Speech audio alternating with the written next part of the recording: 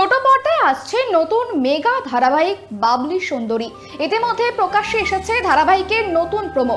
গল্পে বাবলির ভূমিকায় রয়েছেন স্নেহা গুড়িয়া, যে পেশায় একজন স্ট্যান্ড আপ কমেডিয়ান হলেও সমাজের চেনা সৌন্দর্যের সংজ্ঞায় পড়ে না। অন্যদিকে নায়কের ভূমিকায় রয়েছেন হানি বাফনা, ধারাবাহিকে যিনি বেনু নামে পরিচিত। প্রথম স্ত্রী পরমা সুন্দরীর অর্থাৎ অমৃতা দেবনাথের মৃত্যুর পর দুই মেয়েকে নিয়ে বেনুর জীবন থমকে গিয়েছে। মায়ের মৃত্যুর জন্য বড় মেয়েকে দায়ী করে পরিবারে চলে অশান্তি। ছেলের মুখে হাসি ফেরাতে বেনুর মা এমন এক নিখুঁত সুন্দরী বউ চান যে সংসার সামলাবেন। ঠিক তখনই গল্পে এন্ট্রি হয় বাবলির। রূপপ্রিয় বেনুর জীবনে কিভাবে বাবলি আসবে তা নিয়ে এগোবে গল্প।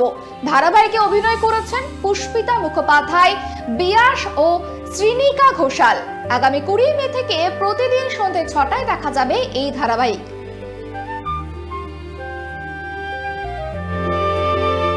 খুব খুব খুব ভালো লাগছে। আমার অ্যাজ এ লিড এটা প্রথম কাজ। থ্যাংক ইউ ম্যামকে। আশা করছি তোমাদেরও খুব ভালো লাগবে, কারণ খুব মজার একটা গল্প নিয়ে আমরা আসতে চলেছি। আর বাবলিকে তো তোমরা সবাই দেখেছো, সবসময় কেমন সে সবসময় এনার্জি নিয়ে থাকে, সবসময় হাসি মুখ। তো আমার মনে হয় বাবলিকে দেখে তোমাদেরও কোনো দুঃখ কষ্ট থাকবে না, সব পালিয়ে যাবে। সত্যি কথা বলবো, শাহানাদিকে না বলা যায় না, কারণ শাহানাদি যেভাবে লেখে আনডাউটেডলি ওটা ভালোই হবে, চ্যালেঞ্জিং কিছু একটা হবে। তো না বলার তো কোনো প্রশ্নই। সত্যি কথা বলতে আমি এমনিও না বলি না, বাট শাহানাদিকে তো একদমই না। বেশ, এই চরিত্রটা করতে এসে তোমার কাছে কি কি চ্যালেঞ্জ ফেস করতে হচ্ছে? পুরোটাই একটা চ্যালেঞ্জ, মানে এতগুলো লেয়ার এই ক্যারেক্টারে, এটা ফুটিয়ে তোলা, শাহানাদির ভিশনকে ম্যাচ করা, এটা ইজি নয়, অন্তত আমার কাছে নয়। তো আমি আমার team we are trying hour level best. দেখা যাক কি। আচ্ছা, ও তো একদম নতুন, ওর সাথে কোপ আপ করাটা এখন কতটা একসাথে কি সিন হয়েছে? নতুন না, ওর কাজ দেখে একটু নতুন মনে হয় না। নতুন, আমিও নতুন বলতে গেলে আমার কাছে এই চরিত্রটা নতুন। এই প্রথম আমি এই চরিত্রটা করছি, তো আমার কাছেও যা ওর কাছেও তাই। আর ও খুব ডেডিকেটেড, খুব ভালো মেয়ে, আর মন দিয়ে কাজ করছে, যেটা আমার খুব ভালো লাগে। আমার ওকে পার্সোনালি বলা হয়নি, বাট ও সত্যি ও খুব ভালো, ও ডেডিকেটেড। মানে পার্সোনাল লাইফে কীরকম আমি জানি না, এখানে তো আমি দেখিনি ছোট। তাহলে তোমাদের ফ্লোরে তো শ্রমিকাও আছে, বাচ্চা, ও তো কতটা মাতিয়ে রাখবে একটু বলো। ও আপাতত প্রচণ্ড ভয় পাচ্ছে, মানে স্ক্রিপ্টে আছে যে আমি ওর দিকে মানে খুব একটা ওর সাথে কথা বলি না, কিন্তু দেখা যাচ্ছে যে রিয়েল লাইফে ও আমাকে পাত্তা দেয়। মানে আমি ওর দিকে যখন যদি তাকাই হেসে, ও মুখ ঘুরিয়ে নেয়।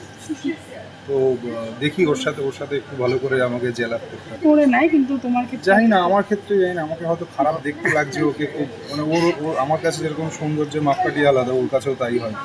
সৌন্দর্য বলতে তথাকথিতভাবে যাদের সুন্দর বলি, ওটা তো অবভিয়াসলি ম্যাটার করে, কিন্তু সেই মানুষটার ব্যবহার যদি খারাপ থাকে তাহলে সে আমার কাছে সুন্দর নয়। তো প্রায়োরিটি হচ্ছে অবভিয়াসলি সেই মানুষ কীরকম, তার ব্যবহার কীরকম।